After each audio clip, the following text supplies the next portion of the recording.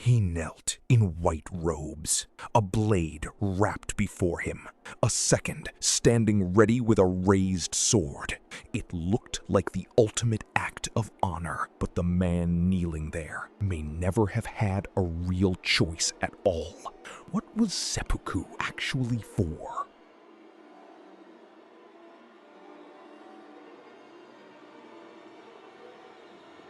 Seppuku killed thousands of samurai, and almost none of them chose it freely. The ritual we call an act of honor began as a way to escape something far worse. So what was seppuku really for? Ask most people what seppuku means, and they will describe the same scene. A samurai in white robes, kneeling before witnesses, driving a blade into his own stomach to preserve his honor. It is one of the most iconic images to come out of Japan, dramatized in films, novels, and legend as the ultimate expression of samurai discipline and courage. It looks like ancient tradition, unbroken for 1,000 years. But the true history of seppuku is far stranger, far more political, and far more recent than the legend allows. Seppuku was not part of Japan's earliest warrior culture. For centuries, samurai died the way soldiers everywhere did, cut down in battle or captured and executed by the enemy. Capture was the real disgrace. A warrior stripped of his weapons, paraded, tortured, and killed on someone else's terms. Sometime around the 12th century, a different option emerged. If defeat was certain, a warrior could take control of the one thing his enemy could not: the manner of his own death. By the time of the Edo period, seppuku had become an elaborate, codified ritual. The condemned wore pure white burial robes and was seated on a fresh tatami mat, sometimes composing a final death poem beforehand. A short blade, never the long katana, was placed before him, wrapped so only a few inches of the blade were exposed. And standing behind him was a second, the kaishakunin, whose sole duty was to end his suffering the instant the blade touched flesh. The kaishakunin's role reveals something the popular myth conveniently forgets. Seppuku was rarely about enduring agony to prove one's resolve. In most formal executions by the Edo period, the condemned barely touched the blade before the second sword ended it in a single stroke. The suffering was not the point. The composure was. What mattered was that a man could face death without flinching, and that his lord, his family, and his honor remained intact because of how he died, not how much pain he absorbed. Seppuku was also a legal instrument. Under Tokugawa law, samurai convicted of serious crimes were rarely hanged or beheaded like commoners. Instead, they were sentenced to die by their own hand, a punishment that preserved their status even in death. This was not mercy. It was a way for the shogunate to keep the samurai class distinct, disciplined, and self-policing, using the promise of a clean death to enforce obedience without turning every execution into a public spectacle. As Japan settled into 2 centuries of Tokugawa peace, a disturbing new custom spread: junshi, or following in death. When a lord passed away, even peacefully of old age, loyal retainers would perform seppuku to accompany him into the afterlife. It was framed as the ultimate proof of loyalty.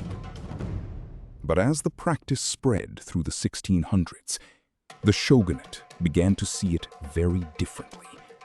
Not as devotion, but as a slow bleeding away of exactly the skilled retainers the state needed alive.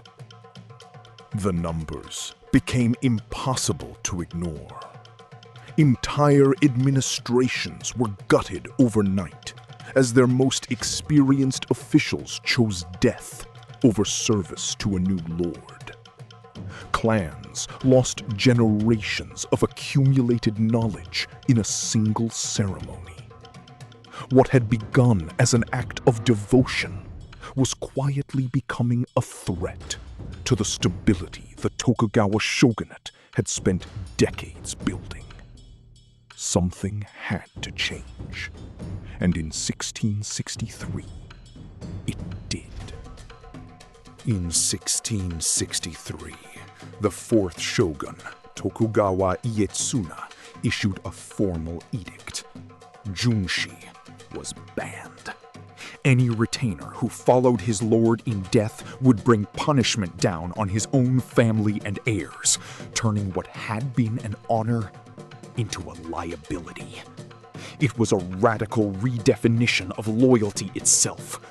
True devotion, the shogunate now declared, meant serving the successor, not dying with the predecessor.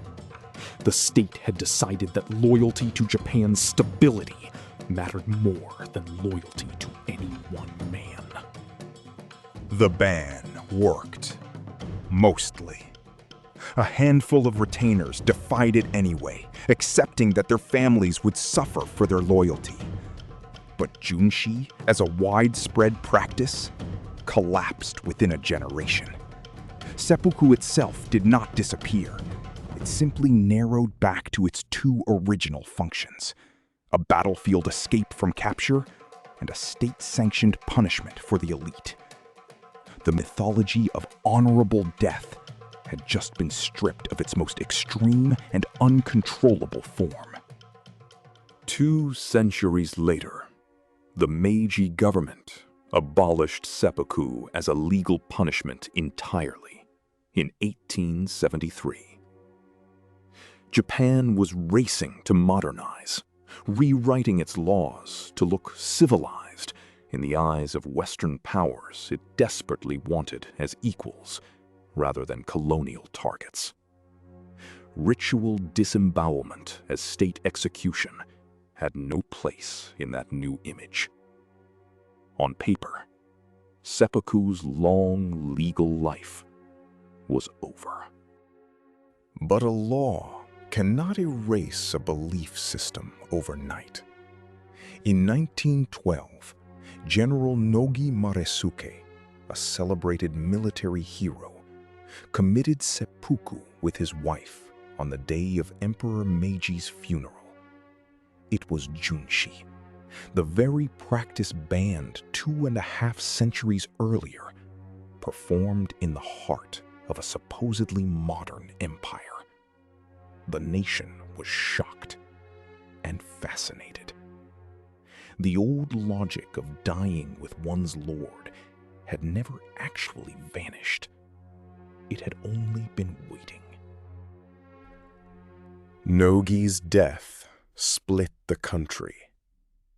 To conservative nationalists, it was proof that the old samurai spirit still burned beneath Japan's new suits and steam engines, a reassurance during dizzying change.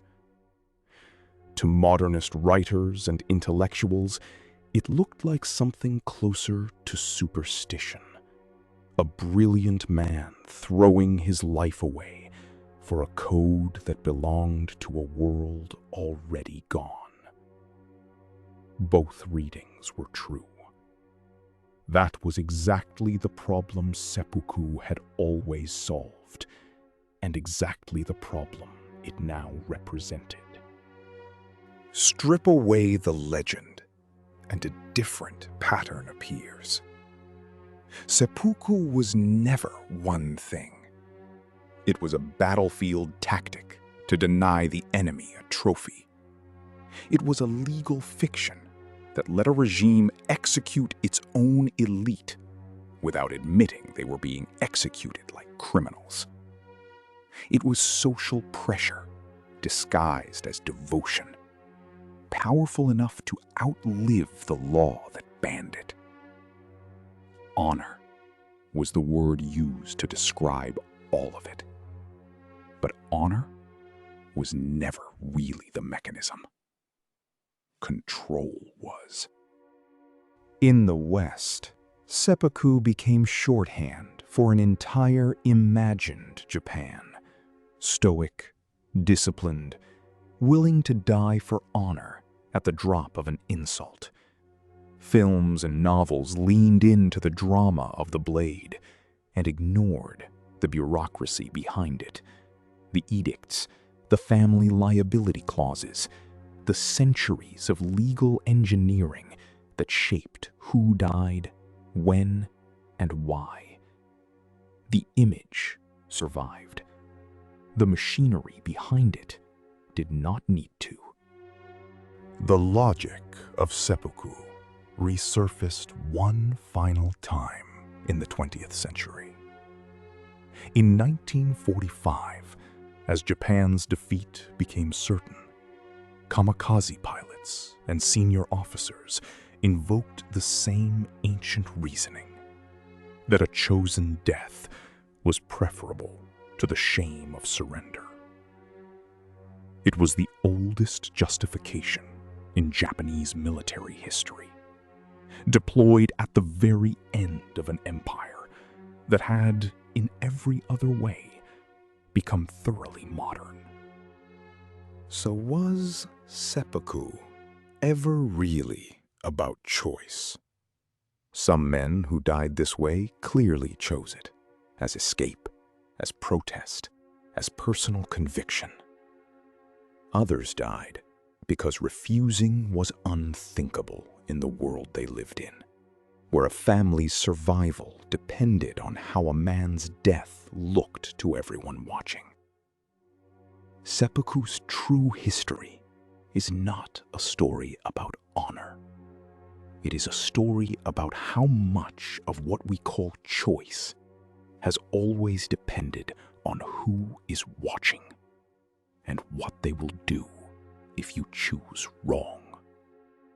Seppuku endured for 800 years, but it was never one unchanging tradition. Each era bent it toward its own purpose: a warrior's escape, a shogunate's legal tool, a retainer's forced devotion, a soldier's final protest against surrender. The blade itself never changed.